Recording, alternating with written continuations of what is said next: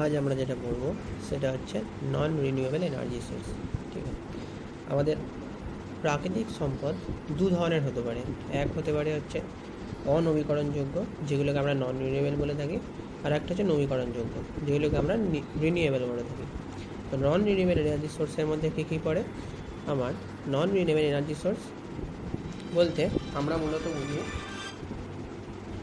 মূলত বুঝি যে যেসব শক্তির উৎসকে আমরা যদি ব্যবহার করতে থাকি ক্রমাগত, তাহলে সেই শক্তির উৎস কিন্তু একদিন নিঃশেষিত হয়ে যাবে।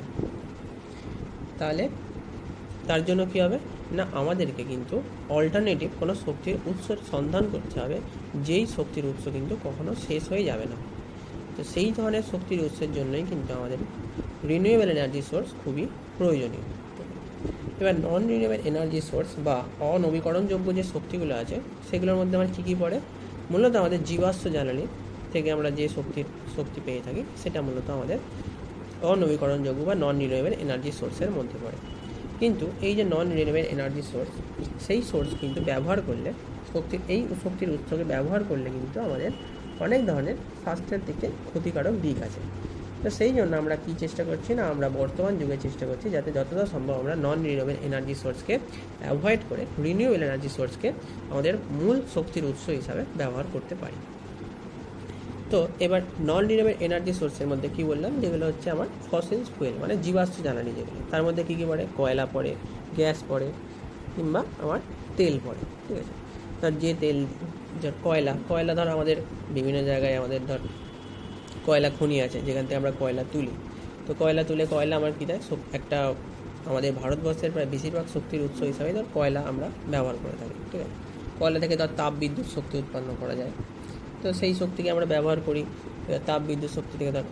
তারপরে ধর আমরা যে গ্যাস পাই, সেই গ্যাস দ্বারা আমাদের রান্নার গ্যাস হতে পারে বা অন্য যে কোনো ধরনের গ্যাস, সেই গ্যাসও ধর আমরা ব্যবহার করে থাকি নিত্য প্রয়োজনীয় কাজে।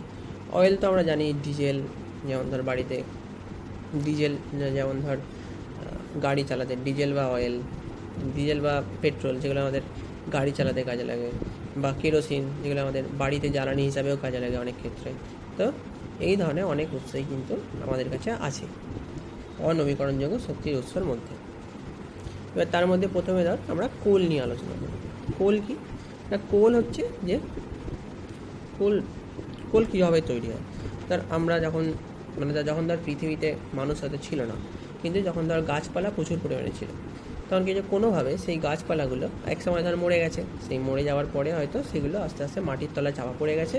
সেই চাপা পড়ে যাওয়ার পর যখন নতুন করে আবার যখন চাপা পড়ে যাওয়ার পর ধর বিভিন্ন ধরনের ধর লেয়ার তৈরি হয়েছে, তার উপরে সেই লেয়ারের জন্য বিভিন্ন ধরনের প্রেসার তৈরি হয়েছে, তারপরে তো তাপ তৈরি হয়েছে। সেইগুলোর জন্য কী হয়েছে না, চাপ, তাপ ইত্যাদির জন্য ধর পুরো সলিড আমার কোল মানে কয়লাতে রূপান্তরিত হয়েছে।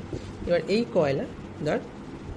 কয়লাকে আমরা কীভাবে ব্যবহার করে থাকি বা কীভাবে তুলে থাকি। কয়লাকে ধর আমাকে যদি তুলতে হয়, তাহলে কী করতে হয় না, আমাকে কিন্তু খনন করতে হবে। ঠিক আছে, কারণ এইগুলো আমাদের মাটির তলায় থাকে। তো মাটির তলায় থাকে যেহেতু, সেই জন্য আমাকে খনন কাজ করে বার করতে হবে। তার মধ্যে মূলত যে প্রসেসটা আমরা অবলম্বন করে থাকি, সেটাকে আমরা বলি হচ্ছে ধর সারফেস মাইনিং। ঠিক আছে, সারফেস মাইনিং করে আমরা ধর 200 ফিট গভীরতা পর্যন্ত আমরা আমাদের আর্থের যে সারফেস আছে তার থেকে খুঁড়তে পারি। খুঁড়ে ধর আমরা কয়লার সন্ধান পেতে পারি, সেখান থেকে আমরা কয়লার উৎসকে আমরা বার করতে পারি। ঠিক আছে, তো কয়লা আমাদের ধর এবার যে আমরা যে কয়লা যে আমরা ইউজ করব, সেই যে কয়লা ইউজ করছি, সেই কয়লা ইউজের কিন্তু অনেক ধরনের ক্ষতিকারক দিক আছে, যেটা ধর আগেই বলেছিলাম, যে কোনো জীবাশ্ম জ্বালানি ইউজেরই কিন্তু একটা ক্ষতিকারক দিক আছে। ওকে, তো সেক্ষেত্রে আমার কী কী ক্ষতিকারক দিক থাকতে পারে? একটা হচ্ছে ধর গ্রিন হাউস এফেক্ট, যেটাকে বলি। কারণ কি, কয়লা থেকে আমার গ্রিন হাউস গ্যাস প্রচুর পরিমাণে উৎপন্ন হয়। ঠিক আছে, আমাদের কার্বন ডাইঅক্সাইড, কার্বন মনোক্সাইড, এইসব মানে কয়লার যদি আমি যখন পোড়াই, তখন কিন্তু এই ধরনের অনেক ক্ষতিকারক গ্যাস উৎপন্ন হয়। সেই গ্যাসগুলো কী করে না, সেই গ্যাসগুলো কিন্তু আমাদের শরীরের পক্ষে খুবই ক্ষতিকারক বা আমাদের পরিবেশের জন্য যথেষ্ট ক্ষতিকারক। তো যাতে আমাদের সেই ক্ষতিকারক উৎপাদনগুলো কম হয়, সেই জন্য আমাদের কিন্তু যত সম্ভব কয়লাকে কম ব্যবহার করা দরকার। ঠিক আছে, তো এরপর ধর আমরা যেটা দেখব সেটা হচ্ছে আমাদের অয়েল বা তেল। যে কোনো জীবাশ্ম জ্বালানি মানে কি, জীবাশ্ম থেকে যে জ্বালানি তৈরি হচ্ছে। জীবাশ্ম মানে হচ্ছে জীবের অশ্ব, মানে জীব যখন মরে গেছে, তাই সেই মরে যাওয়ার পর যখন মাটির তলায় চাপা পড়ে গেছে, সেই চাপা পড়ে যাওয়ার পরে আমাদের তার উপরে বিভিন্ন ধরনের লেয়ার জমা হয়েছে। সেই লেয়ারের মধ্যে আমার বিভিন্ন তাপ, চাপ ইত্যাদির জন্য আমার কিছু তেল বা কিছুটা কয়লা বা কিছুটা ক্ষেত্রে আমার গ্যাস উৎপন্ন হয়। ঠিক আছে, তো এইখান থেকে কিন্তু আমার জীবাশ্ম জ্বালানি কথাটা এসেছে। তো যে কোনো জীবাশ্ম জ্বালানি যখন ফর্মেশন হয়, মানে যখন তৈরি হয়েছে, তার প্রসেসটা কিন্তু মোরাললেস সেম। ঠিক আছে, কয়লা বল বা তেল বল বা গ্যাস বল, সেগুলোর কিন্তু যেভাবে তৈরি হয়েছে সেটা কিন্তু মোরাললেস সেম।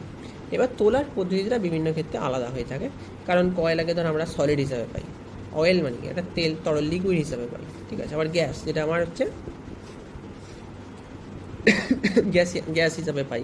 তো তাহলে কি আমার যেহেতু সলিড, লিকুইড, গ্যাস 3 ধরনের পদার্থ, তো তোমাদের 3 ধরনের তোলার পদ্ধতিটা ডিফারেন্ট হতে পারে, কিন্তু আমার যে প্রসেসটা যেভাবে তৈরি হয় সেই প্রসেসটা কিন্তু সেম। ঠিক আছে, তো এখানেও আমার জীবাশ্ম জ্বালানি, তো এটাও আমার কিন্তু সেই একইভাবে হাজার হাজার বছর আগে যখন বিভিন্ন প্রাণী বা বিভিন্ন ধরনের গাছপালা মরে গিয়ে সেটা মাটির তলায় চাপা পড়ে আস্তে আস্তে সেখান থেকে আমার তেল তৈরি হয়েছে। এটা দ্বারা আমরা আবার উত্তোলনের জন্য আমরা বিভিন্ন ধরনের প্রসেস অ্যাপ্লাই করে থাকি, তো সেখান থেকে ধর আমরা কয়লা পেয়ে থাকি। এবার তেল পেয়ে থাকি। এবার ধর তেল পেয়ে যাওয়ার পর কিন্তু আমরা যে তেলটা পাই সেই তেলটাকে কিন্তু রিফাইন না করলে আমরা কিন্তু ডাইরেক্ট ইউজ করতে পারি না। আমরা যত রিফাইন করি তত কিন্তু ভালো তেল পাবো, ভালো কোয়ালিটির তেল পাবো। তার জন্য কী হবে না, যে তেলটা ধর সবচেয়ে বেশি রিফাইন মানে সবচেয়ে ভালো, সেই তেলটা কিন্তু ধর আমাদের গ্যাসোলিন নামে পরিচিত। তার থেকে কম একটু ভালো যদি হয় তাহলে ধর আমাদের ডিজেল বা হিটিং অয়েল বা এইগুলোর ক্ষেত্রে আমরা সেই তেলকে ব্যবহার করতে পারি। ঠিক আছে, তো তেল কিন্তু আমাদের বড় একটা শক্তির উৎস, কারণ তেল দিয়ে আমরা জানি গাড়ি, সব ধরনের গাড়ি প্রায় আমাদের তেল দিয়েই চলে। তো তেল কিন্তু আমাদের খুবই দরকারি, আমাদের দেশের পক্ষে খুবই একটা দরকারি শক্তির উৎস হিসাবে। ঠিক আছে, তো এরপরে ধর আমরা যেটা দেখবো সেটা হচ্ছে ধর ন্যাচারাল গ্যাস। ন্যাচারাল গ্যাস কি, যে প্রাকৃতিক গ্যাস কীভাবে তৈরি হয়, সেই একইভাবে তৈরি হয়। প্রাকৃতিক গ্যাস বা অয়েল যে কোনো কিছু কিন্তু প্রসেস হচ্ছে আমার এক। ঠিক আছে, তো এখানে আমার প্রাকৃতিক গ্যাস বলতে আমরা মূলত মিথেনকেই বুঝি। তো মিথেন যে তৈরি হয় সেই মিথেনকে আমরা উত্তোলন করতে পারি বিভিন্নভাবে। তো এবার সেই মিথেন থেকে আমরা ধর এবার কী করব না, এবার যে গ্যাসটা আমরা পাই সেই গ্যাসটাকে কিন্তু আমাকে প্রথমে পিউরিফাই করতে হবে। তো পিউরিফাই করার পর সেই গ্যাসটা আমরা ইউজ করতে পারি। ওকে, এবার ধর মিথেন ছাড়া আমরা প্রোপেন পেয়ে থাকি বা বিউটেন পেয়ে থাকি, এই ধরনের বিভিন্ন ধরনের জিনিস কিন্তু পাওয়া যায়। ঠিক আছে, মানে বিভিন্ন গ্যাস আমরা পেয়ে থাকি, মিথেন, প্রোপেন, বিউটেন। ঠিক আছে, তো প্রোপেনও এক ধরনের ধর প্রাকৃতিক গ্যাস, যেই গ্যাসটা ধর আমরা বিভিন্ন ধরনের ফুয়েল ইন্ডাস্ট্রিতে কাজে লাগে, বা আমার হট এয়ার বেলুনস তৈরি করতে কাজে লাগে, বা ঘর গরমের জন্য আমরা এই ধরনের ব্যবহার করে থাকি। ওকে, তো এইভাবে ধর আমরা প্রাকৃতিক গ্যাসকে আমরা এই কাজে ব্যবহার করে থাকতে পারি। ঠিক আছে, এবার এইগুলো গেলে হচ্ছে আমার জীবাশ্ম জ্বালানি, যেগুলো আমাদের অনবীকরণযোগ্য শক্তির উৎস। আরও এক ধরনের অনবীকরণযোগ্য শক্তির উৎস আছে, যেটা মূলত আমরা ব্যবহার করে থাকি, যেটা আমাদের রিসেন্টলি আমাদের খুব ব্যবহার হচ্ছে, কিন্তু আগে হয়তো অতটা ব্যবহার হতো না। সেই শক্তির উৎসটা আমরা হচ্ছে নিউক্লিয়ার এনার্জি। ঠিক আছে, নিউক্লিয়ার এনার্জি এটা এক ধরনের অনবীকরণযোগ্য শক্তির উৎস, কারণ নিউক্লিয়ার এনার্জির ক্ষেত্রে কিন্তু আমাদের তেজস্ক্রিয় পদার্থ লাগে। সেই তেজস্ক্রিয় পদার্থ কিন্তু আমাদের পৃথিবীতে লিমিটেড পরিমাণেই আছে। ঠিক আছে, মানে সেই তেজস্ক্রিয় পদার্থ কিন্তু আমাদের প্রাচুর্য নাই যে আমরা সারা জীবন সেই শক্তিকে ইউজ করে যেতে পারবো। ঠিক আছে, তো নিউক্লিয়ার এনার্জি কীভাবে তৈরি হয়, যেমন ধর আমরা ফিউশন প্রক্রিয়া পেতে পারি নিউক্লিয়ার এনার্জি, ফিশানেও পেতে পারি। ঠিক আছে, ফিউশনে করলে যে নিউক্লিয়ার এনার্জি পাই সেটা ধর আমার নিউক্লিয়ার এনার্জি যেটা পাই তার পরিমাণটা খুব কম হয়, কিন্তু ফিশন করলে মানে ধর আমরা যখন কোনো একটা তেজস্ক্রিয় পদার্থ ইউরেনিয়াম বা প্লুটোনিয়াম এগুলোকে যখন ভাঙি, সেই ফিশন প্রক্রিয়া কিন্তু আমার অনেক বেশি পরিমাণে শক্তি উৎপন্ন হয় একটা পার্টিকুলার রিয়াকশানের জন্য। প্রায় 200 মেগা ইলেকট্রন ভোল্ট শক্তি আমরা পেয়ে থাকি। ঠিক আছে, যেখানে ধর আমরা যদি একটা ফিশন প্রক্রিয়া ঘটাই, মানে ধর যেটাকে বলে থাকি হচ্ছে নিউক্লিয়ার সংযোজন। ঠিক আছে, যেমন ধর হাইড্রোজেন যুক্ত করে বা হাইড্রোজেনের সাথে ডয়টোরিয়াম যুক্ত করে আমরা যে শক্তির উৎস, আমরা যে হায়ার যে মলিকুলগুলো তৈরি করি, সেগুলোর ক্ষেত্রে কিন্তু আমার শক্তিটা খুব একটা বেশি শক্তি তৈরি হয় না, কিন্তু ফিশনের ক্ষেত্রে কিন্তু আমার অনেক বেশি পরিমাণে শক্তি তৈরি হয়।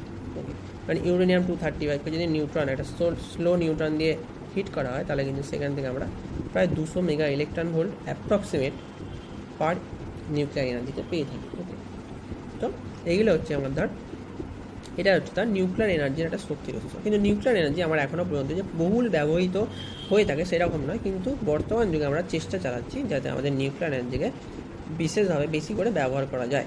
কারণ নিউক্লিয়ার এনার্জি অন্তত কার্বন ফ্রি এনার্জি দিতে সম্ভব।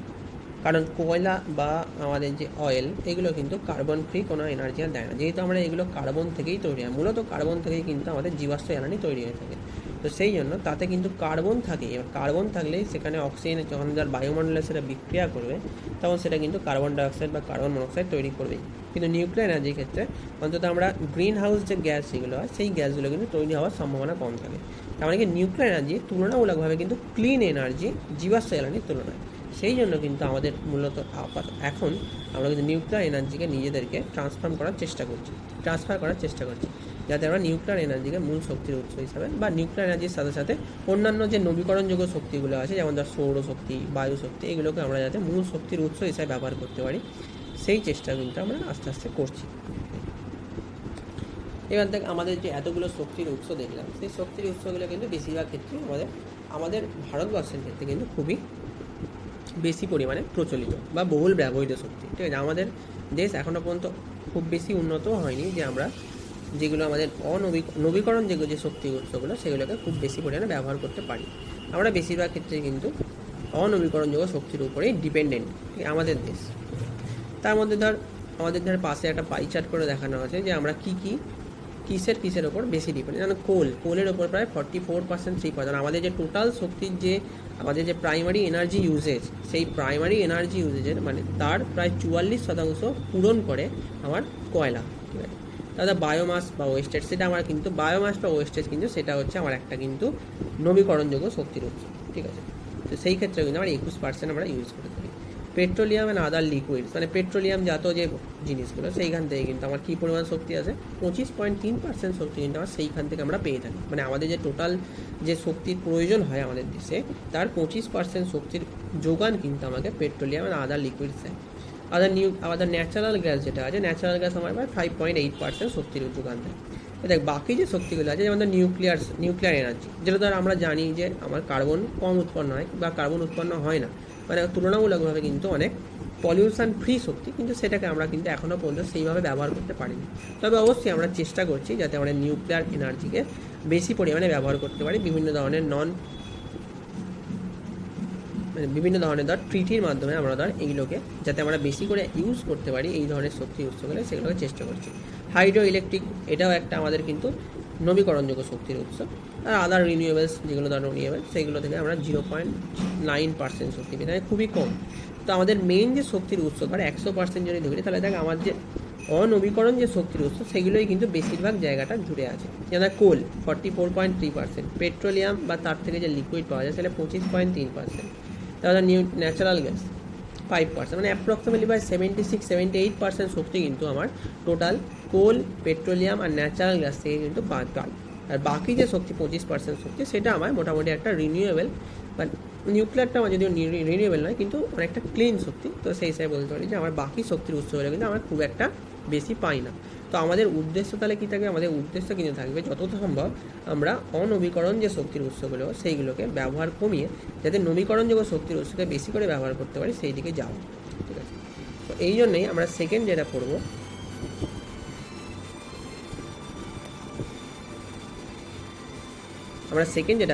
সেটা হচ্ছে আমাদের কিন্তু রিনিউয়েবল এনার্জি সোর্স। ওকে, তো আজ আমরা যেটা পড়বো সেটা হচ্ছে যে রিনিউয়েবল এনার্জি। ওকে, রিনিউয়েবল এনার্জি কি? যেই এনার্জিগুলোকে আমরা পুনরায় ব্যবহার করতে পারি এবং পুনর্নবীকরণযোগ্য, মানে যেগুলোর কোনো শেষ হয় না। ঠিক আছে, সেই ধরনের এনার্জিকে আমরা রিনিউয়েবল এনার্জি বলে থাকি। তো রিনিউয়েবল এনার্জিকে আমরা অল্টারনেটিভ এনার্জি হিসেবেও চিহ্নিত করতে পারি। কারণ কি, এই এনার্জিগুলো আমাদের যে আমরা এতদিন ধরে যে এনার্জিকে, মানে যে শক্তিকে আমরা আমাদের মূল উৎস হিসেবে ধরে এসেছি, যেমন কার্বন রিলেটেড যে শক্তিগুলো, বা যেমন fossil fuel, oil, natural gas, এইগুলো আমাদের এতদিন পর্যন্ত শক্তির যোগান দিয়েছে। কিন্তু যেহেতু এইগুলো আমার নন রিনিউয়েবল, কারণ এগুলোকে আমরা পুনরায় উদ্ধার করতে পারি না। এইগুলো আমাদের পৃথিবীর কোনো একটা অবস্থায় যখন বিভিন্ন জীবাশ্ম বা এই ধরনের জিনিস থেকে তৈরি হয়েছে। তো সেইগুলো আবার মানে সেইগুলো একটা একটা পার্টিকুলার লিমিট পর্যন্তই আমরা বা পার্টিকুলার একটা পরিমাণই আমার কিন্তু এই গোটা পৃথিবীতে আছে, ঠিক আছে। সেই এনার্জিটা কিন্তু আর বাড়বে না, ঠিক আছে। কিন্তু রিনিউয়েবল এনার্জি কি, যেই শক্তিকে আমরা পুনরায় ব্যবহার করতে পারবো বা যেই শক্তি ব্যবহারের পরে আর শেষ হয়ে যাবে না, ওকে। এই ধরনের এনার্জিগুলোর মধ্যে কী কী পড়তে পারে, যে আমাদের সোলার এনার্জি, যদি আমরা সূর্য থেকে কোনো এনার্জি পাই সেটা আমার রিনিউয়েবল এনার্জি হবে। যদি আমরা বাতাস, ওয়াইন্ড এনার্জি, তার মানে কি আমরা যদি বাতাস থেকে কোনো শক্তি পাই তাহলে সেটাও আমার একটা রিনিউয়েবল এনার্জি হবে, কারণ কি এইগুলোর এই এনার্জির শক্তির কোনো শেষ নাই। তারপর হাইড্রো এনার্জি মানে কি, সমুদ্রের জল বা ধর আমরা যদি টারবাইন ঘুরিয়ে সমুদ্রের জল থেকে ইলেকট্রিসিটি তৈরি করি, ঠিক আছে, সমুদ্রের জল না হোক কোনো ড্যাম বানিয়ে বা এই ধরনের জিনিস থেকে যদি আমরা কোনো ইলেকট্রিসিটি তৈরি করি তাহলে সেইগুলোকে আমরা হাইড্রো এনার্জির মধ্যে পড়বো। টাইডাল এনার্জি এক ধরনের হাইড্রো এনার্জি ভাগ। আর বায়োমাস এনার্জি কি, বায়োমাস এনার্জি হচ্ছে যেমন যেসব আমাদের যে জিনিসগুলো আমাদের উদ্বৃত্ত থাকে, আমাদের আমরা যখন কোনো চাষবাস করি বা আমার যে কোনো কলকারখানা বা এইসব জায়গাকার যে উদ্বৃত্ত জিনিসগুলো থাকে সেইগুলো থেকে আমরা যদি কোনো এনার্জি তৈরি করতে পারি, সেইগুলো কি সেগুলো আমার শেষ হয়ে যাবে না, কারণ সব জিনিসেরই উদ্বৃত্ত থাকবে। যেমন ধানের খড় তো আর শেষ হয়ে যাবে না, তাই না? কারণ ধান আমার প্রতি বছর হবে, তার রেসপেক্টে খড়ও হবে, ঠিক আছে। তো সেই ধরনের জিনিসগুলো থেকে যে আমরা শক্তি তৈরি করতে পারি সেগুলোকে আমরা বায়োমাস এনার্জি বলতে পারি। এবার কি আমরা আর একটা কী ধরনের এনার্জি সোর্স, সেটা হচ্ছে জিরো কার্বন এনার্জি সোর্স, ঠিক আছে। জিরো কার্বন এনার্জি সোর্স মানে কি, যেই এনার্জি সোর্সের ব্যবহার করলে কোনো রকম কার্বন ডাইঅক্সাইড সৃষ্টি হবে না। আরও একটা যেটা ডাউন গ্রেড বা যেটা আমরা বলতে পারি যে নন রিনিউয়েবল এনার্জি সোর্স ইউজ করা আর একটা কুফল হচ্ছে কি না, আমরা প্রচুর পরিমাণে CO2 তৈরি করে নন রিনিউয়েবল এনার্জি সোর্স ব্যবহার করি, ঠিক আছে।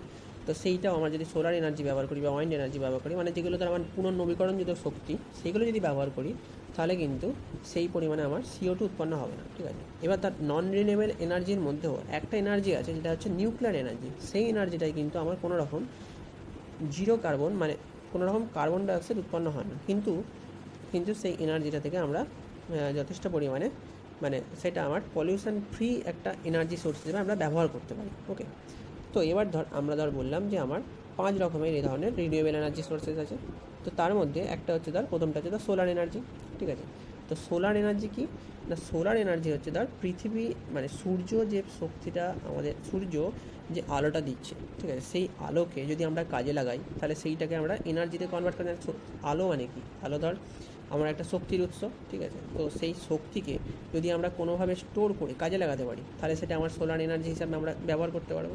কিন্তু দেখ, সোলার এনার্জি ইউজ করে আমার মানে কিছু কুফল তো আছে, যেমন বিভিন্ন জায়গায় আমাদের এখানে শীতকালে, ঠিক আছে, এনার্জি মানে সূর্যের তাপ ততটা থাকে না, বা গ্রীষ্মকালে আমার তাপ বেশি থাকে, ঠিক আছে। তো সেই হিসাবে বা দিনের বিভিন্ন সময় আমার তাপমাত্রার ভেরিয়েশন হয়, মানে সূর্যের যে এনার্জি তার নিশ্চয়ই ভেরিয়েশন হয়। তারপর রাত্রিবেলা আমরা কোনো রকম সূর্যের এনার্জি পাবো না, ঠিক আছে। তাহলে কী করতে হবে না, আমার যদি সোলার এনার্জি ইউজ করতে হয় বা সূর্যের শক্তিকে যদি আমরা ইউজ করতে হয় তাহলে সেটাকে স্টোর করার ব্যবস্থা করতে হবে। তো সেই স্টোর করাটা, সোলার এনার্জি স্টোর করাটা খুবই শক্ত। কিন্তু আমরা জানি যে সোলার এনার্জি মানে সূর্য থেকে যে এনার্জিটা যেটা আমাদের পৃথিবীতে এসে পৌঁছায়, সেই এনার্জিটা 1 ঘন্টায় যে পরিমাণ এনার্জি পৌঁছায় সেটাই কিন্তু আমার টোটাল যে পৃথিবী, সেই পৃথিবীর 1 বছরের এনার্জিকে মানে এনার্জি সাপ্লাই করতে পারে, ঠিক আছে। তাহলে আমায় কী করতে হবে না, সোলার এনার্জিকে স্টোর করতে হবে। সোলার এনার্জি স্টোর করার জন্য আমরা সাধারণত কী করে থাকি, সোলার গ্রিড তৈরি করে থাকি, যেগুলো কী করে না আমার এনার্জি স্টোর করতে সাহায্য করে, ঠিক আছে। তো এই ধরনের আমাদের ভারতবর্ষে ওই ধরনের কোনো প্রকল্প আছে সোলার এনার্জি, যেটা আমরা Jawaharlal Nehru national solar mission বলে জানি, যেটা আমার শুরু হয়েছিল 2009 সালে। প্রধানমন্ত্রী শ্রী মনমোহনজি উদ্বোধন করেছিলেন। তারপরে উনি নরেন্দ্র মোদীজি যখন ক্ষমতায় আসেন, তারপরে সেই সোলার এনার্জির যে ব্যবহার তার যে সোলার এনার্জি উৎপাদন ক্ষমতা সেটাকে আমরা বৃদ্ধি করেন, এবং 20 গিগাওয়াট সোলার এনার্জি তৈরি করা আমাদের গ্রিড তৈরি করার উদ্দেশ্য ছিল 2022-এর মধ্যে, যেটাকে আমরা আপাতত 100 গিগাওয়াটে নিয়ে যাওয়ার চেষ্টা করা হচ্ছে, ঠিক আছে। তো এরপর যে এনার্জিটা সেটা হচ্ছে ওয়াইন্ড এনার্জি। ওয়াইন্ড এনার্জি কীভাবে তৈরি করতে পারি, আমার যেখানে সমুদ্র আছে বা যেখানে প্রচুর পরিমাণে বায়ু পাওয়া যায়, মানে হাওয়া যেখানে আছে, ঠিক আছে, সেই হাওয়া যেখানে আছে সেইখানে যদি আমরা টারবাইন ঘুরিয়ে ইলেকট্রিসিটি তৈরি করতে পারি, ঠিক আছে, তাহলে সেটা আমার এক ধরনের ক্লিন এনার্জি সোর্স হিসেবে কাজে লাগাতে পারি, বা ইলেকট্রিসিটি দিয়ে প্রডিউস করতে পারি। সেই ইলেকট্রিসিটি দিয়ে আমরা ধর বাড়িতে ব্যবহার করতে পারি বা কোনো কলকারখানায় সাপ্লাই করতে পারি, তো সেই জন্য আমার ধর ওয়াইন্ড এনার্জি একটা কার্যকর হতে পারে, ঠিক আছে। কিন্তু এটাও ধর কেমন ধর মানে স্পেসিফিক এরিয়ার ওপর ডিপেন্ড করে। যেখানে আমার ধর বাতাস বওয়ার প্রবণতা বা যেখানে ধর বাতাসের গতিবেগ খুব বেশি, সেইখানে ধর ওয়াইন্ড এনার্জিটা কিন্তু আমার কাছে একটা মানে খুবই ভালো উৎস হতে পারে শক্তির, ঠিক আছে। তো এবার ধর আমাদের ইন্ডিয়াতে তো এই ধরনের ওয়াইন্ড প্রোজেক্ট অনেক আছে। তার মধ্যে ধর সবচেয়ে লার্জেস্ট যে ওয়াইন্ড প্রোজেক্ট আছে সেটা ধর আমরা জানি যেটা আছে জয়সালমের ওয়াইন্ড পার্ক, যেটা ধর প্রায় 1600 মেগাওয়াট এনার্জি তৈরি করার ক্যাপাসিটি আছে। আর এটা যারা তৈরি করছে সেটা হচ্ছে সুজলান এনার্জি। আর এটা কোথায় অবস্থিত? রাজস্থানে অবস্থিত। ওকে, তো এরপর ধর আমরা আরেকটা ফর্ম অফ এনার্জি, সেটা হচ্ছে ধর হাইড্রো এনার্জি। হাইড্রো এনার্জি কি না, আমরা যে ধর আমাদের যা সমুদ্র আছে বা নদী আছে, নদী যার বইছে, ঠিক আছে, যদি আমরা কোনো বাঁধ সৃষ্টি করি, যদি বাঁধ সৃষ্টি করে তার কন্ট্রোল করতে পারি, ফ্লোটাকে কন্ট্রোল করতে পারি, মানে জলের যে প্রবাহ সেটা যদি কন্ট্রোল করতে পারি, সেখানে আমরা টারবাইন করে ইলেকট্রিসিটি জেনারেট করতে পারি। সেই ইলেকট্রিসিটিকে আমরা বিভিন্ন কাজে লাগাতে পারি, ঠিক আছে। তো সেই হিসাবে আমরা কিন্তু মানে সেখান থেকে আমরা ধর হাইড্রো এনার্জি পেতে পারি। হাইড্রো এনার্জি মানে কি, মানে ধর আমরা জল থেকে যে এনার্জিটা পাবো সেটাকে আমরা হাইড্রো এনার্জি বলছি। মানে জলকে আমরা টারবাইন ঘুরিয়ে, জলের গতিপথকে বাধাপ্রাপ্ত করে টারবাইন ঘুরিয়ে যদি আমরা এনার্জিটাকে সেই টারবাইনের মাধ্যমে ইলেকট্রিসিটি তৈরি করতে পারি, তাহলে সেই এনার্জিটিকে আমরা বিভিন্ন জায়গায় সাপ্লাই করতে পারবো। সেখান থেকে ধর আমরা হাইড্রো এনার্জি পেতে পারি, ঠিক আছে। তো আমাদের ইন্ডিয়া তো হাইড্রো এনার্জি প্রজেক্ট অনেকই আছে। তার মধ্যে যা সবচেয়ে আমাদের ইন্ডিয়া ধর 5th গ্লোবালি, মানে পৃথিবীতে পঞ্চম স্থানে আছে আমাদের হাইড্রো ইলেকট্রিক পাওয়ার তৈরিতে, ঠিক আছে। আর ইন্ডিয়ার যে টোটাল যে হাইড্রো ইলেকট্রিক ক্যাপাসিটি আছে সেটা হচ্ছে প্রায় 35,699 মেগাওয়াট, ঠিক আছে। যেটা আমাদের যে টোটাল এনার্জি সোর্স, মানে ধর আমরা যদি টোটাল এনার্জিটাকে 100 বলি, তার 12.35% টোটাল ইউটিলিটি পাওয়ারের, মানে টোটাল যে এনার্জির যে আমাদের দরকার, আমাদের যে শক্তির যে প্রয়োজনতা, সেই প্রয়োজনের প্রায় 12.35% এই হাইড্রো ইলেকট্রিক পাওয়ার কিন্তু আমাদের সাপ্লাই করে। ওকে, তো এরপর ধর আরেকটা ফর্ম অফ হাইড্রো এনার্জি হচ্ছে, সেটা হচ্ছে ধর টাইডাল এনার্জি। টাইডাল এনার্জি থেকে এটা হচ্ছে জাস্ট আরেকটা ফর্ম অফ হাইড্রো এনার্জি, কিন্তু এটা ধর আমাদের উপকারিতা, এটার যে আমাদের ইউজ করাটা কিন্তু মানে ব্যবহার করাটা কিন্তু একটু শক্ত। কারণ কি, আমরা জানি যে এটা আমাদের দিনে দুটোই মাত্র টাইড হয়, ঠিক আছে, মানে দুটোই, একটা জোয়ার একটা ভাটা, ঠিক আছে। তো আমাদের যদি আমাদের এই টাইডাল এনার্জিকে কাজে লাগাতে হয়, তাহলে আমাদের একমাত্র জোয়ার আর ভাটার সময়তেই আমরা কাজে লাগাতে পারি, ঠিক আছে। কিন্তু আমরা ধর আগে থেকেই জানতে পেরে যাবো, আমরা ধর আগে থেকেই জানি যে কোন সময় জোয়ার আসতে পারে বা ভাটা আসতে পারে, সেই রেসপেক্টে কিন্তু আমরা এই এনার্জিটার কাজে লাগানোটাকে কম্পেনসেট করতে পারি। ওকে, কিন্তু আমরা এটুকু বলা যেতে পারে যে টারবাইন ঘুরিয়ে ধর আমরা ধর টাইডাল এনার্জিকে আমরা টারবাইন ঘুরিয়ে ধর কারেন্টে পরিণত করতে পারি বা ইলেকট্রিসিটি প্রডিউস করতে পারি, ঠিক আছে। ওকে, তো এবার ধর কিন্তু এই যে টাইডাল এনার্জিটা, সেটা কিন্তু আমার একটা স্পেসিফিক টাইমের ওপর ডিপেন্ডেন্ট। তো সেই জন্য আমরা বলতে পারি যে এটা খুব বেশি পরিমাণে বা খুব হাইলি যে ইউজ করা যাবে, ঠিক আছে, সেটা কিন্তু সম্ভাবনা কম থাকে, ঠিক আছে। কিন্তু আমরা ইউজ করতে পারি, এটাকে কাজে লাগাতে পারি। আর একটা ধরনের এনার্জি হয়, সেটা হচ্ছে তার বায়োমাস এনার্জি। বায়োমাস এনার্জি কি, যেটা ধর আগে বললাম যে বিভিন্ন ধর অর্গানিক যে মেটেরিয়ালগুলো বা ধর সলিড যে ধর মেটেরিয়াল, ঠিক আছে, মানে ধর বিভিন্ন ধর প্ল্যান্ট আছে, ঠিক আছে, যেমন ধর যে প্ল্যান্টগুলো আছে সেই প্ল্যান্টের যে সলিড যে বর্জ্যগুলো, ঠিক আছে, মানে ধর শক্ত যে বর্জ্য, ঠিক আছে, বা ধর আমরা যে অর্গানিক মেটেরিয়াল জানি, সেই মেটেরিয়ালগুলোকে যদি আমরা যদি ইলেকট্রিসিটি প্রডিউস করতে পারে, ঠিক আছে, তাহলে সেই ক্ষেত্রে আমরা সেটাকে বলবো বায়োমাস এনার্জি, ঠিক আছে। বায়োমাস এনার্জির মধ্যে বিভিন্ন ধরনের ধর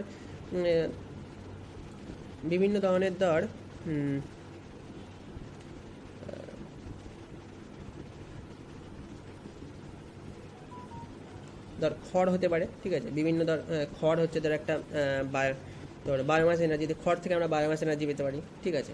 বা ধর ধানের যে ভুসি হয়, ধান বা চালের যে ভুসি হয়, সেই ভুসি থেকে আমরা বায়োমাস পেতে পারি, বায়োমাস এনার্জি পেতে পারি, ঠিক আছে। তো এইগুলো ধর আমার কাছে বায়োমাস এনার্জির উৎস হিসাবে দেখতে পারি, ঠিক আছে। যদিও বায়োমাস এনার্জিতে আমাদের ইন্ডিয়া এখনও পর্যন্ত খুব একটা বেশি অগ্রসর করেনি, বেশিরভাগটাই আমাদের ওয়েস্ট হিসাবে ব্যবহার করা হয়, আমরা সেটাকে খুব একটা কাজে লাগাতে এখনও পর্যন্ত পারিনি বায়োমাস এনার্জি। বাকি ফর্ম অফ এনার্জি যেমন ধর সোলার এনার্জি কাজে লাগানোর চেষ্টা চলছে, বা আমাদের ধর জওহরলাল নেহরু প্রজেক্ট তৈরি করা হয়েছে, যেখান থেকে আমরা সোলার এনার্জি কাজে লাগানোর চেষ্টা করছি, বা ধর ওয়াইন্ড পাওয়ার এনার্জি, সেটাকেও আমরা কাজে লাগানোর চেষ্টা করছি। হাইড্রো এনার্জি, সেটা তো বিভিন্ন জায়গায় আমরা জানি, জলবিদ্যুৎ কেন্দ্র আছে, যেখান থেকে জল থেকে আমরা তাপ ইলেকট্রিসিটি তৈরি করছি, ঠিক আছে। কিন্তু বায়োমাস এনার্জিকে আমরা অতটা গুরুত্ব দিয়ে বিচার এখনও পর্যন্ত আমাদের ভারতবর্ষে করা হয়নি, ঠিক আছে। তবে অন্যান্য জায়গায় অবশ্যই বায়োমাস এনার্জিকে কাজে লাগানো হয়ে থাকে, যেখানে ধর আমরা সেটাকে একটা পুনর্নবীকরণযোগ্য শক্তির উৎস হিসাবে চিহ্নিত করতে পারি। ওকে, তো এবার ধর 5 ধরনের শক্তির উৎস আছে। তো এই 5 ধরনের শক্তির উৎসকে আমরা কি বলে থাকি না, নবীকরণযোগ্য শক্তির উৎস। কারণ কি, এইগুলো কখনোই কিন্তু পৃথিবী থেকে শেষ হয়ে যাবে না, ঠিক আছে। যেমন ধর সূর্যের শক্তি যদি শেষ হয়ে যায় তাহলে পৃথিবীও শেষ হয়ে যাবে, তাই না। তো বায়ু, যে ধর এক জায়গা থেকে অন্য জায়গায় তার লো প্রেসার গ্রেডিয়েন্ট বা হাই প্রেসার গ্রেডিয়েন্টের জন্য যে বায়ুটা প্রবাহিত হয়, বা প্রেসার গ্রেডিয়েন্টের জন্য যে বায়ুটা প্রবাহিত হয়, সেই বায়ুটা কখনো শেষ হয়ে যাবে না, ঠিক আছে। কারণ তাপমাত্রার জন্য আমার ধর এক জায়গার বায়ু যদি উত্তপ্ত উপর দিকে উঠে যায়, তাহলে অন্য জায়গা থেকে ঠান্ডা বায়ু প্রবাহিত হবে। এটা খুব ন্যাচারাল প্রসেস। তো এই প্রসেসটা কখনোই শেষ হয়ে যাবে না। বা হাইড্রো এনার্জি, জল আমার শেষ হয়ে যাবে না। জলই জীবন। তো জল শেষ হয়ে গেলে মানুষও থাকবে না। তো আমার সেখানে ইলেকট্রিসিটি বা কোনো আমার শক্তি ব্যবহার করার প্রয়োজনীয়তা আসছে না। তো এই জন্য আমরা কি বলে থাকি যে এই যে তার ফিউচার অফ রিনিউয়েবল এনার্জি। কারণ কি, আমার কি দেখতে হবে যে আমার কাছে যে নন রিনিউয়েবল এনার্জি সোর্সগুলো আছে, যেগুলো ধর বলছি তার কোল, অয়েল, ন্যাচারাল গ্যাস, এগুলো আমার কাছে কি নন রিনিউয়েবল এনার্জি সোর্স। মানে কি, এগুলোকে আমরা নতুন করে তৈরি করতে পারবো না। যেটা আছে সেটাকে আমরা কাজে লাগাতে পারি, কিন্তু নতুন করে সেটা আমরা তৈরি করতে পারবো না, ঠিক আছে। মানে এটা আছে, এটা কোথায় স্টোর আছে, সেটা যদি আমরা খুঁজে পাই সেটাকে কাজে লাগাতে পারি। কিন্তু রিনিউয়েবল এনার্জি সোর্স কি, এটা আমাদের কাছে সবসময়ই থাকবে। তো এটাকে আমাদের কাজে লাগানোর উপায় খুঁজে বার করতে হবে। ওকে, তো ফিউচারে আমরা কি করতে পারি, ধর আমরা বলছি যে আজকে আমাদের যে পৃথিবী আছে, সেই পৃথিবীতে টোটাল যে এনার্জি তার 26% এনার্জি আমরা নবীকরণযোগ্য শক্তির উৎস বা রিনিউয়েবল এনার্জি থেকে পেয়ে থাকি। ওকে, তো এইটা আমাদের ইন্টারন্যাশনাল এনার্জি এজেন্সি যেটা বলছে সেটা হচ্ছে যে 2024 সালের মধ্যে সেই যে 26%টা সেটা বেড়ে 30% পর্যন্ত যেতে পারে। ওকে, কিন্তু আমাদের কি চেষ্টা করতে হবে, এটা 50% বা 30% থেকে বাড়িয়ে আরও বেশি যাতে বাড়ানো যায় খুব কম সময়ের মধ্যে, সেটা কিন্তু আমাদের চেষ্টা করতে হবে। কারণ কি, রিনিউয়েবল এনার্জি সোর্স কিন্তু 50 থেকে 100 বছরের মধ্যেই শেষ হয়ে, নন রিনিউয়েবল এনার্জি সোর্স কিন্তু 50 থেকে 100 বছরের মধ্যেই শেষ হয়ে যাবে। তো সেই ক্ষেত্রে আমাদের পুরোপুরি ডিপেন্ডেন্ট হতে হবে রিনিউয়েবল এনার্জি সোর্সের ওপর। তো সেই রিনিউয়েবল এনার্জি সোর্সগুলোকে যদি আমরা ঠিকঠাকভাবে ইউজ করতে পারি, তাহলে নন রিনিউয়েবল এনার্জি সোর্সগুলোকে আমরা কাজে লাগাতে পারবো, কম পরিমাণে কাজে লাগিয়ে বেশি দিন চালাতে পারবো। ওকে, তো এটাই আমাদের উদ্দেশ্য হওয়া উচিত। তো এটাই ধর আমার টোটাল যে ধর রিনিউয়েবল এনার্জি সোর্সের ধর রিনিউয়েবল এনার্জি সোর্স বলতে আমরা এটাই বুঝি, ঠিক আছে। তো আমরা প্রথম থেকে শেষ পর্যন্ত কী দেখলাম, যে রিনিউয়েবল এনার্জি সোর্স ক রকমের হয়ে থাকে। সাধারণত আমরা 5 রকমের দেখে জেনে থাকি। একটা যেটা সোলার এনার্জি, 2 হচ্ছে ওয়াইন্ড এনার্জি, 3 হচ্ছে হাইড্রো এনার্জি, 4 হচ্ছে সাম কাইন্ড অফ হাইড্রো, কিন্তু আমরা একটা নতুন নাম দিচ্ছি টাইডাল এনার্জি, আর 5 হচ্ছে তার বায়োমাস এনার্জি। ওকে, তো এই 5টা ভাগের মধ্যে সবচেয়ে ইম্পর্টেন্ট হচ্ছে আমার কাছে সোলার এনার্জি। কারণ কি, সোলার এনার্জিটা আমার 1 ঘন্টায় যে পরিমাণ সোলার এনার্জি আমার পৃথিবীতে এসে পৌঁছায়, সেই এনার্জিটা কিন্তু আমার 1 বছরের টোটাল পৃথিবীকে চালানোর যে এনার্জি সেটার যোগান দিতে পারে। তো এই সোলার এনার্জি কিন্তু স্টোর করা খুবই শক্ত ব্যাপার, এবং সেই প্রচেষ্টাটাই কিন্তু বিজ্ঞানীরা চালাচ্ছে যাতে স্টোর করা যায়। সোলার এনার্জি যদি আমরা স্টোর করতে পারি, সোলার যে সেলগুলো সেগুলো আমরা স্টোর করার চেষ্টা করছি। তো সেইগুলো দিয়ে আমরা কী করতে পারি, সোলার এনার্জিকে কাজে লাগিয়ে আমরা ইলেকট্রিসিটি তৈরি করতে পারি।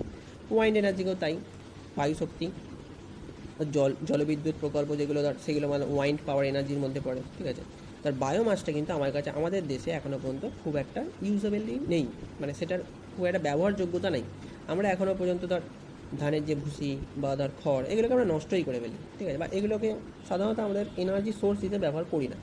তো সেই প্রচেষ্টাটা আমাদের চালাতে হবে যাতে আমরা সেটাকে আমরা একটা সোর্স হিসাবে ব্যবহার করতে পারি। ওকে, তো এটাই তোদের রিনিউয়েবল এনার্জি সোর্সের মধ্যে ছিল। আমরা আজকে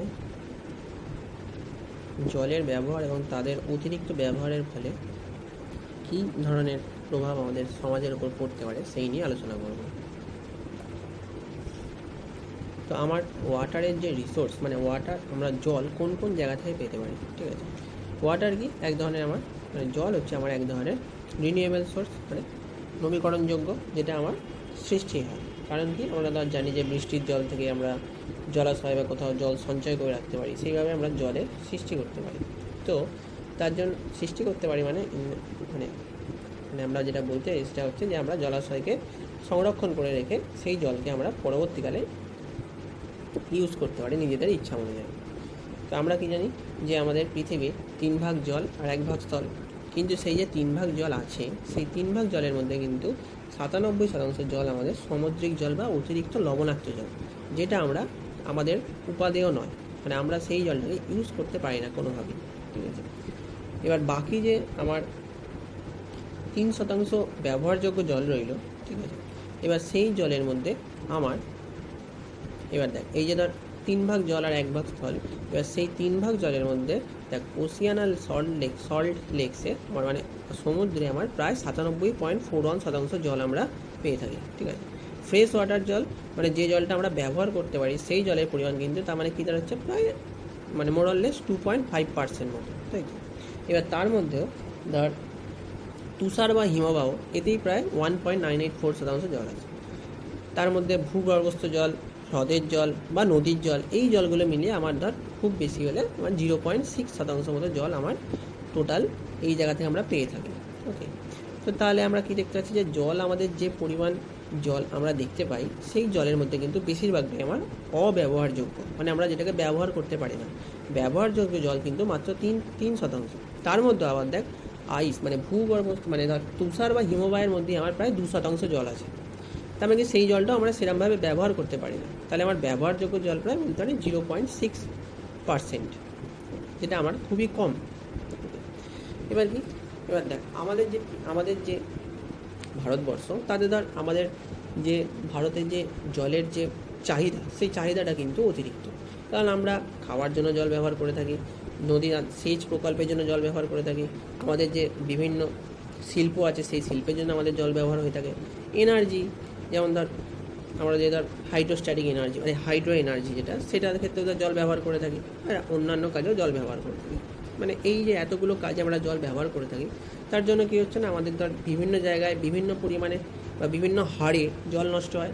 এবার সেই অনুযায়ী আমাদের কী করতে হবে, তাহলে জলের কিন্তু আমাদের যেহেতু জল আমাদের খুবই একটা অপরিহার্য জিনিস, তার কিন্তু নষ্ট হওয়ার প্রবণতা যতটা সম্ভব কমানোর চেষ্টা করতে হবে।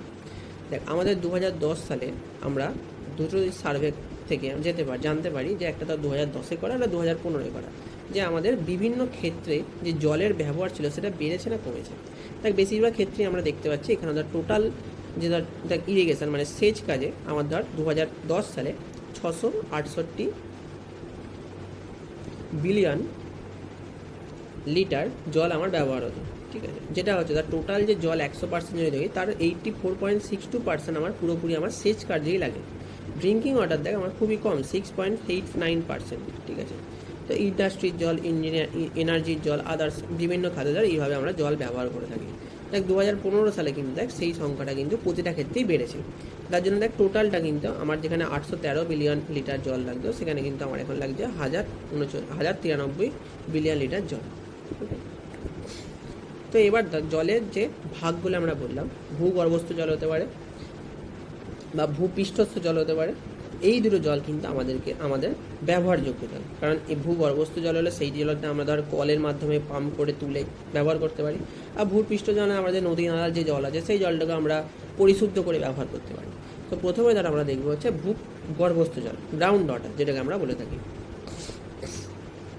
দেখ টোটাল যে আমার ফ্রেশ ওয়াটার যেমন 3% মানে 100% জল হলে তার 3% হচ্ছে আমার ফ্রেশ ওয়াটার। সেই ফ্রেশ ওয়াটারের মধ্যে মাত্র 9.86% মানে 3%এরও 9.86% হচ্ছে আমার ফ্রেশ ওয়াটার জলের মধ্যে, যেটা আমরা ভূগর্ভস্থ জল পেয়ে থাকি, ঠিক আছে। এটা আমার যে পৃষ্ঠস্থ যে জল তার কিন্তু প্রায় 35 থেকে 50% বেশি, কিন্তু সেই জন্য কী হয় আমাদের গ্রাউন্ড ওয়াটার কিন্তু খুবই পিওর হয়, ঠিক আছে। মাটির তলা থেকে আমরা তুলি, তো এই জলটা আমরা যত নিচে মাটির লেভেল নিচে নামাবো তত কিন্তু আমার পিউরিফায়ার বা পরিশুদ্ধ জল পাওয়ার প্রবণতা বাড়বে। এছাড়া ধর বিভিন্নভাবে ধর আমরা এই জল পেয়ে মানে ভূগর্ভস্থের তলায় জমা হয়, যেমন ধর বৃষ্টির ফলে আমাদের এই জল জমা হতে পারে, কিন্তু এই জল আস্তে আস্তে কন্টামিনেট হচ্ছে, মানে অশুদ্ধ পরিমাণ আমার কিন্তু বেড়ে যাচ্ছে। বিভিন্ন ধরনের ধর যে প্রকৃতির যে ক্ষতিকারক যে ধর বর্জ্য পদার্থ সেগুলো মাটিতে মেশার জন্য কিন্তু সেই জলেরও আমাদের কোয়ালিটি খারাপ হচ্ছে দিনের দিন, ওকে। এবার গ্রাউন্ড ওয়াটারের আমরা যে অতিরিক্ত ব্যবহার করছি, ঠিক আছে, তো সেটা আমরা কী কী কাজে করে থাকি। দেখ প্রথম হচ্ছে ধর আমরা এক্সেসিভ ধর আমার ধর 1 লিটার জল দরকার, ঠিক আছে। আমি সেখানে ধর কোনো একটা কল আছে, সেই কলে ধর আমি 1 লিটার জল নেব, কিন্তু ধর আমি সেই কলটা চালিয়ে রেখে চলে এলাম আর আমি দেখলাম না যে কী হচ্ছে। সে হয়তো ভর্তি হয়ে গেল, ভর্তি হওয়ার পর জল নষ্ট হচ্ছে, 1 লিটারের জলের জায়গায় আমার 2 লিটার জল আমার পড়েই নষ্ট হলো, সেটাও হতে পারে। সেটা অনেক ক্ষেত্রে হয়ে থাকে। তো এটা ধরো আমার একটা নষ্ট, ঠিক আছে, জলের অপচয়। আমাদেরকে এই অপচয়গুলো কিন্তু যতটা সম্ভব কমাতে হবে, নাহলে কিন্তু আমাদের গ্রাউন্ড ওয়াটারে কিন্তু একদিন নিঃশেষিত হয়ে যাওয়ার সম্ভাবনা থাকবে, ঠিক আছে। তারপর ধর আমরা সেচ কাজে যে জল ব্যবহার করছি, আমার ধর 5 লিটার জল দিলে হয়ে যেত, কিন্তু আমি সেখানে 5 লিটার জায়গায় 10 লিটার জল দিচ্ছি, তার জন্য কী হচ্ছে না, আমার জল নষ্ট হচ্ছে, ঠিক আছে। তো এইভাবে ধর আমার জল নষ্ট হওয়ার সম্ভাবনা বাড়ছে আস্তে আস্তে, ঠিক আছে। তো এবার তাছাড়া আমাদের কী হতে পারে, যার কোস্টাল যে এরিয়া, মানে যেটা সামুদ্রিক এরিয়াগুলো, সামুদ্রিক এরিয়া যদি আমরা বেশি পরিমাণে ফ্রেশ ওয়াটার জল যদি ব্যবহার করে ফেলি, তাতে কী হয় না, সেই জায়গায় ধর আমার যেহেতু পাশে সমুদ্র আছে, তো সেই সমুদ্রে কিন্তু আমার সমুদ্রের যে নোনা জল, সেই জল কিন্তু আমার ভূগর্ভস্থ মাধ্যমে আমার যে খাবার জল, সেই জলে মেশার সম্ভাবনা থাকে। তার জন্য কী হচ্ছে না, আমার কিন্তু সেই যে জলটা, সেটা কিন্তু আমাদের যে রোজগার যে কাজ, সেই কাজে বা শিল্পের কাজে বা কৃষিজ কাজে কিন্তু ব্যবহার করার অনুপযোগী হয়ে যাচ্ছে, ঠিক আছে। তো গ্রাউন্ড ওয়াটারে কিন্তু এই দিকগুলো আমার অতিরিক্ত ব্যবহারের জন্য কিন্তু এইগুলো আমার ঘটতে পারে। এরপর ধর আমরা কী দেখব, গ্রাউন্ড ওয়াটার হয়ে গেল। এবার কি আমার সারফেস ওয়াটার। সারফেস ওয়াটার আমরা কোথা থেকে পেয়ে থাকি, নদী থেকে বা হ্রদ থেকে, এখান থেকে আমরা সারফেস ওয়াটার পেয়ে থাকি। এই সারফেস ওয়াটারের স্টক লিমিটেড, এটা ধর আমার 0.007% হচ্ছে আমাদের টোটাল যে ফ্রেশ ওয়াটার জল, তার 0.007% হচ্ছে আমার সারফেস ওয়াটার জল, ঠিক আছে, মানে খুবই কম। যেটা হচ্ছে আমি বলছি 0.6% অফ গ্রাউন্ড ওয়াটার, যেটা আমরা বলেছিলাম যে 16 থেকে 35 থেকে 50% প্রায় বেশি থাকে আমার গ্রাউন্ড ওয়াটার জল সারফেস ওয়াটার জলের তুলনায়, ঠিক আছে। তো এবার দেখ, আমরা যে সারফেস ওয়াটার জল পাই, সেই সারফেস ওয়াটার জলটা কিন্তু মূলত আমার কোথা থেকে আসে, সেই মূলত জলটা কিন্তু তৈরি হয় আমাদের যে গোটা ভারতবর্ষে যে বৃষ্টি হয় 3-4 মাস, সেই 3-4 মাসের জলকে আমরা কোনো জায়গায় যদি আবদ্ধ অবস্থা রাখি, সেখান থেকে কিন্তু আমরা মোটামুটি একটা সারফেস ওয়াটার জল পেয়ে থাকি, ওকে। এবার সেই সারফেস ওয়াটার জল তো আমাদের লিমিটেড, এবার সেই জলকে যে সংরক্ষণ করতে হবে, এবং সেই জলকে আমরা কিন্তু ডাইরেক্ট কিন্তু কোনোভাবে ব্যবহার করতে পারবো না। সেই জলকে যদি আমাদের ব্যবহার করতে হয়, তাহলে কিন্তু অবশ্যই সেটাকে ফুটিয়ে বা কোনোভাবে পরিশুদ্ধ করে ব্যবহার করতে হবে, ঠিক আছে। সারফেস ওয়াটার জল কিন্তু আমার পুরোপুরি ফ্রেশ ওয়াটার হলেও আমরা কিন্তু সেটাকে ডাইরেক্ট ব্যবহার করতে পারি না। যেমন গ্রাউন্ড ওয়াটার জলকে কিন্তু আমরা ডাইরেক্ট খাওয়ার জন্য বা যে কোনো কাজে ব্যবহার করতে পারি, ঠিক আছে। কিন্তু সারফেস ওয়াটার জল যেহেতু আমার পরিশুদ্ধ নয়, সেই জন্য, বা খোলা জায়গায় আছে, তো সেই জন্য কী হয় না, তাতে নোংরা পড়ার সম্ভাবনা বেশি থাকে। যেমন ধর প্লাস্টিক পড়তে পারে, সেই প্লাস্টিক আমার ধর জানি যে সেইটা আমার কোনোভাবেই আমার মাটির সাথে মেশে না, বা জলেও সেটা আমার থেকে যাবে সারা জীবন। তো সেই জন্য সেই জলটা ক্ষতিগ্রস্ত হচ্ছে। তো তার জন্য আমরা কি সারফেস ওয়াটার জল কিন্তু ডাইরেক্ট ইউজ করতে পারি না। তো সেটা যদি আমার ইউজ করতে হয়, তাহলে কিন্তু আমাকে ফুটিয়ে খেতে হবে বা অন্যান্যভাবে কোনোভাবে সেটাকে পরিশুদ্ধ করতে হবে, ঠিক আছে। তো আমাদের এখানে যে আমরা জানি যে আমাদের মোটামুটি বৃষ্টির পরিমাণ ভালো, তো সেই হিসাবে আমরা বলতে পারি যে আমাদের সারফেস ওয়াটার জলের খুব একটা অভাব হয় না। কিন্তু অনেক দেশই আছে যারা কিন্তু এই সারফেস ওয়াটার, মানে ভূপৃষ্ঠস্থ যে জল, সেই জলের কিন্তু অভাব দেখা যায়, কারণ সেখানে ধর খরা প্রবণ অঞ্চল যেগুলো, সেখানে ধর সারফেস ওয়াটার মানে ভূপৃষ্ঠতে জল, সেই জলের কিন্তু অভাব দেখা দিতে পারে। এবার কি এর ধর ওভার এক্সপ্লয়টেশন হলে কী হবে, মানে অতিরিক্ত ইউজ করে ফেলে, তাহলে কী হবে, মানে কী হবে না, আমার ধর যে নদীতে যে জলের পরিমাণ সেটা কমে যাবে, ঠিক আছে। আমার যে পুকুরগুলো আছে বা হ্রদগুলো আছে, সেগুলো শুকিয়ে যেতে পারে শীতকালে, গ্রীষ্মকালে। কারণ কি, ধর বর্ষাকালে বৃষ্টি হচ্ছে, বর্ষার পর আমার শরৎ আসবে, তারপর শীতকাল আসবে, তারপর বসন্ত, তারপরে ধর গ্রীষ্মকাল, তাই না, এতগুলো কাল। এবার ধর মাঝখানে যে কালগুলো, সেগুলো সেরকমভাবে বৃষ্টি হয় না, শীতকালে বৃষ্টি হয় না, বসন্তকালে বৃষ্টি হয় না। তো এবার কি সামারে যখন আসে, তখন ধর আমার প্রায় শুকিয়ে যাওয়ার সম্ভাবনা থাকতে পারে, যদি আমরা অতিরিক্ত ব্যবহার করি। তারপরে কী হতে পারে, তার মানে কী হচ্ছে, আমার যদি বেশি জায়গা শুকিয়ে যায়, তাহলে কী হবে না, আমার বেশি জায়গা শুকনো হয়ে যাবে। যদি আমার জল যদি শুকিয়ে যায়, তাহলে কী হবে, সেই জায়গাটা শুকনো হয়ে যাবে। তার মানে কি, একটা রিডাকশান ইন ওয়েটল্যান্ড, মানে ওয়েটল্যান্ড মানে শুষ্ক যে জায়গা, সেই জায়গার পরিমাণ কমে যাবে। এবার কী হবে, তার চারপাশে ধর যে গাছপালা জন্মায়, সেই গাছপালার পরিমাণ কমে যাবে, ওকে। তো এইভাবে অনেক ধরনের কিন্তু প্রবলেম আমার হতে পারে সারফেস ওয়াটার, যদি আমার অতিরিক্ত আমরা ব্যবহার করি তার ফলে, ঠিক আছে। এবার কি আমরা যেটা দেখব, এবার হচ্ছে ফ্লাড আর তার কজ। মানে কি হলো, আমরা জানি যে আমার কাছে জলের একটা উৎস আছে, সেই জলের উৎসের মধ্যে ধর আমরা জানি যে 97% হচ্ছে সামুদ্রিক জল, আর 3% হচ্ছে আমার ফ্রেশ ওয়াটার জল, যে জলটাকে আমরা ব্যবহার করতে পারি। তার মধ্যে আবার 2% হচ্ছে আমার তুষার বা হিমবাহের মধ্যেই আটকে আছে, আর বাকি যে 1% তার মধ্যে কিছুটা হচ্ছে আমার নদী, খাল, বিল ইত্যাদির মাধ্যমে যায়, আর কিছুটা ভূগর্ভস্থ বা ভূপৃষ্ঠস্থ জল আমরা পেয়ে থাকি। তো এইগুলো হচ্ছে আমার জলের উৎস, আর এইরকমভাবে আমরা মানে এইগুলোকে আমরা ব্যবহার করতে পারি। এবার দেখ, জল যদি বেশি হয়, তাহলে কী হবে, তখন কী হবে না, বন্যা হবে। ধর কোনো জায়গায় অতিরিক্ত বৃষ্টি হচ্ছে, ঠিক আছে, মানে ধর আমার কাছে খাল বিল সব শুকনো অবস্থায় রয়েছে, কিন্তু কোনো একটা সময় একটা পার্টিকুলার সিজন মানে বর্ষাকালে আমাদের এখানে যেমন বহুত বৃষ্টি হয়, তো কী হয়েছে তার ফলে কী হতে পারে না, বহু বৃষ্টি হওয়ার জন্য ধর বিভিন্ন যে আমার নালা খাল বিল পুকুর এগুলো ছিল সেগুলো তার ভর্তি হয়ে হয়। এবার কি তারপরে যদি আরও বৃষ্টি হয় তাহলে কী হবে, এক্সেস বৃষ্টি হলে আমার সেইগুলো কিন্তু ওভারফ্লো হয়ে যাবে। তাহলে কী হবে না, ওভারফ্লো যদি হয় তাহলে আমরা কী বলবো না, সেখানে কিন্তু আমার একটা বন্যা পরিস্থিতির সৃষ্টি হওয়ার সম্ভাবনা দেখা দেবে, ঠিক আছে।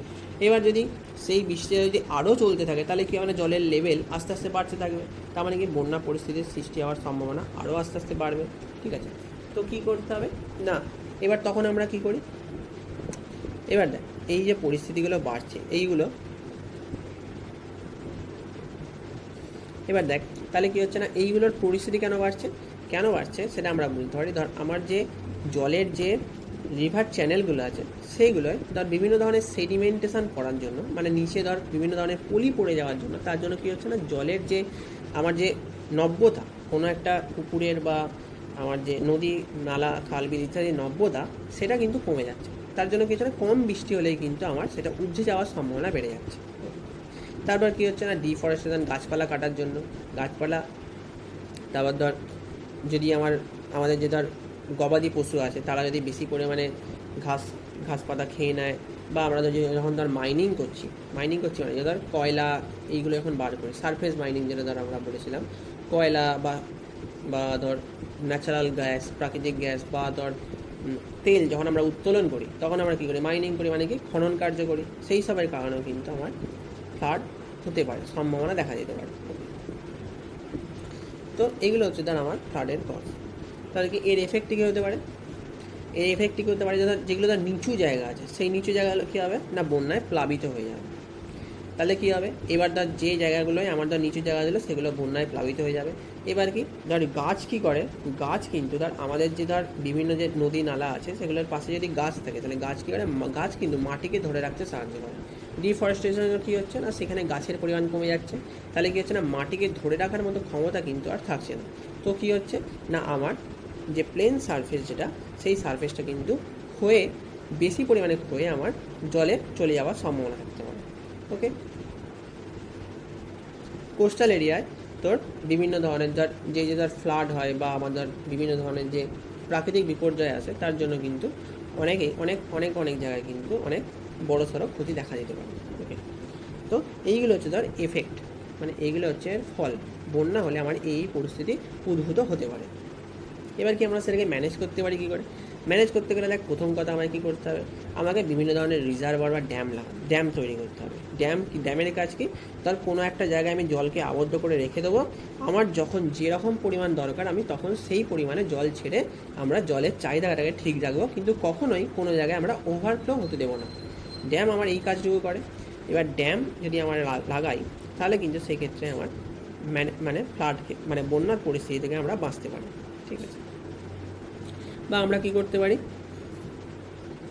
বা আমরা ধর বিভিন্ন জায়গায় গাছ লাগাতে পারি, বা আমার যে নদী টদী আছে তার পাশে গাছ লাগাতে পারি। তার জন্য কী হবে না, সেই গাছ লাগানোর জন্য কিন্তু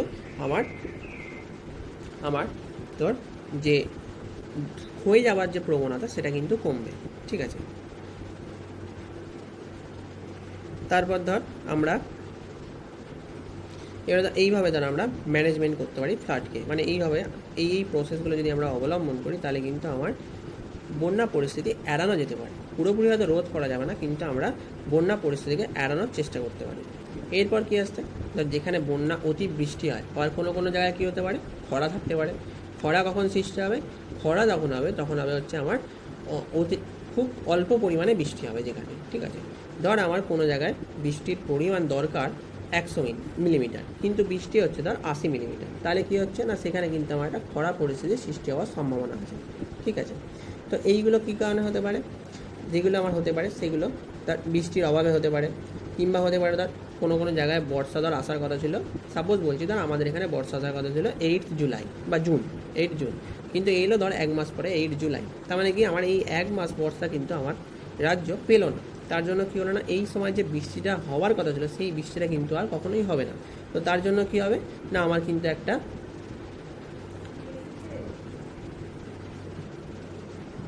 আমার কিন্তু একটা মানে খরা সৃষ্টি হওয়ার প্রবণতা বাড়বে। ঠিক আছে, এবার কি, যদি আমরা বেশি পরিমাণে যে ভূগর্ভস্থ জল সেটা যদি তুলে নিই, তাহলেও কিন্তু সেই ক্ষেত্রে আমার একটা খরা সৃষ্টি হওয়ার প্রবণতা দেখা যেতে পারে।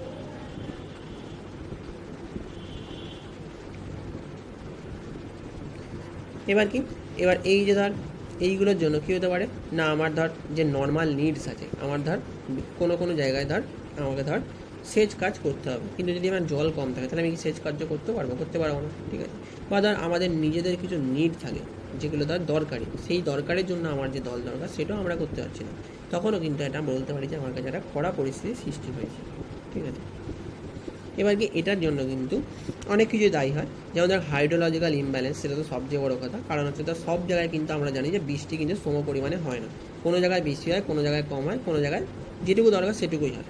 তো হাইড্রোলজিক্যাল ইমব্যালেন্স কিন্তু সব দেশের মধ্যেই আছে, আমাদের দেশেও আছে। যেমন ধর রাজস্থানে আমরা জানি যে বৃষ্টি কম হয় তুলনামূলক আমাদের এখানে তুলনায়, তো সেইগুলো কি এই জিনিসগুলো কিন্তু থাকবেই। ওকে, এবার ধর গাছপালা যদি কমে যায় তাহলেও আমরা ধর জলীয়, তাহলেও আমরা ধর আমাদের কিন্তু খরা সৃষ্টি হওয়ার সম্ভাবনা দেখা যেতে পারে। ঠিক আছে, এবার কি কজ কী কী হতে পারে, হতে পারে, যেমন ধর আমরা প্রথম কজ ধর বলতে পারি যে যদি ধর আমার কাছে ধর আমার ধর বললাম যে সাপোজ আমাদের রাজ্যে 10ই জুন আমার বর্ষা হওয়ার কথা ছিল, কিন্তু এলো ধর 10ই জুলাই, তার মানে কি এক মাসে যে বৃষ্টিটা হওয়ার কথা ছিল সেই বৃষ্টিটা হলো না। তো সেই যে বৃষ্টিটা হলো না, তাহলে সেই বৃষ্টিটার যে অভাব দেখা, এই বৃষ্টিটা যদি আর মেকআপ না হয় তাহলেও দেখা যাবে একটা সম্ভাবনা। I didn't get that. Could you try again?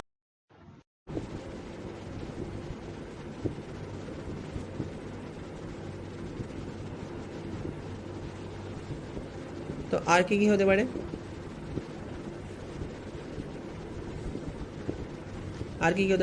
ধর এবার ধর তারপর ধর কোনো জায়গায় ধর হাই পপুলেশন সৃষ্টি হয়, ধর আমার ধর কোনো জায়গায় জনঘনত্ব খুব বেড়ে গেছে, তাহলে সেক্ষেত্রে কী হচ্ছে না, আমার জলের চাহিদা বেড়ে গেছে। জনঘনত্ব বেড়ে গেলে কী হবে, সেখানে আমার একটা অ্যাভারেজ যে জলের চাহিদা ছিল সেটা বেড়ে যাবে। এখন যদি জনঘনত্ব বেড়ে যায়, জলের চাহিদা যদি সেম থাকে, ঠিক আছে, জলের পরিমাণ যদি সেম থাকে, যদি জনঘনত্ব বেড়ে যায়, তার মানে কি আমার সেখানে কিন্তু একটা খরা সৃষ্টি হওয়ার সম্ভাবনা দেখা যেতে পারে। ঠিক আছে, আবার কোনো জায়গায় হতে পারে ধর আমি বেশি পরিমাণে জল ব্যবহার করছি, হয়তো কৃষিকার্যে বা খনন কার্যে আমার বেশি পরিমাণে জল ব্যবহার করে যাচ্ছে যেখানে আমার দরকার ছিল না, সেই জন্য কিন্তু খরা পরিস্থিতির সৃষ্টি হতে পারে। ওকে, ডিফরেস্টেশন তো সবসময়তেই খরার জন্য একটা মেন কারণ। ওকে, মানে গাছপালা কেটে দেওয়া। আর এর এফেক্ট কী হতে পারে, হতে পারে কি আমার ধর ম্যাল নিউট্রিশন হতে পারে। ঠিক আছে, জল যে খাবার যে জল সেই জলের অভাব দেখা যেতে পারে। ঠিক আছে, তারপর ধর যে আমার যে খাবার জলের যে কোয়ালিটি সেটা ডিগ্রেড করতে পারে। ঠিক আছে, তো আমার ধর বিভিন্ন জায়গায় যে ধান শস্য যে উৎপাদন আছে সেখানে তো জলের সবসময় দরকার লাগে, যদি জল কমে যায় তাহলে কী হবে না, শস্য উৎপাদনের পরিমাণ কমে যাবে। তো সেই ক্ষেত্রে কী হবে না, সেটা কিন্তু আমাদের মানব জাতিকে সমূহ প্রভাব ফেলবে মানব জাতির উপর। কারণ ধর কোনো একটা জায়গায় ধর আমি বললাম যে আমার কোনো একটা শস্য ভালো হয়, কিন্তু সেই শস্যটা যদি সেই বছর ভালো না হয় সেইখানে খরার জন্য, তাহলে কী হবে না, সেই জিনিসটার দাম কিন্তু বেড়ে যাবে। তার মানে কি সেই যে দামটা বেড়ে গেল তার জন্য কিন্তু প্রতিটা শ্রেণীর মানুষের ওপর কিন্তু আমার একটা তার প্রভাব থাকবে। ওকে, আর ডিফরেস্টেশন হলে কী হবে, ডিফরেস্টেশন অবশ্যই তো খরার জন্য দায়ী। এবার এর এফেক্ট কী হতে পারে না, আমার ধর খরার জন্য কিন্তু আমাদের ন্যাচারাল যে রিসোর্সগুলো আছে, প্রাকৃতিক যে সম্পদ, সেগুলো কিন্তু খুব তাড়াতাড়ি ডিগ্রেড করে দিতে পারে। ঠিক আছে, ওকে, এবার কি তার যে কোনো জিনিসই যদি আমার ঘটে, যদি তার ফল জানি, তাহলে আমরা সেটাকে সবসময়ই ম্যানেজ করতে পারি। কীভাবে না, আমরা কোনো পদক্ষেপ নিয়ে সেই জিনিসটাকে আটকানোর চেষ্টা করতে পারি। হয়তো পুরোপুরি আমি স্টপ করে দিতে পারবো না, কিন্তু অবশ্যই আটকানোর চেষ্টা করতে পারি, যার জন্য আমরা সেই মানে আমার যে ধর খুব এক্সেসিভ যে ব্যাপারটা ঘটার কথা ছিল সেটা কিন্তু না ঘটে, তার থেকে কম পরিমাণে ক্ষতিকারক কোনো ঘটনা ঘটতে পারে।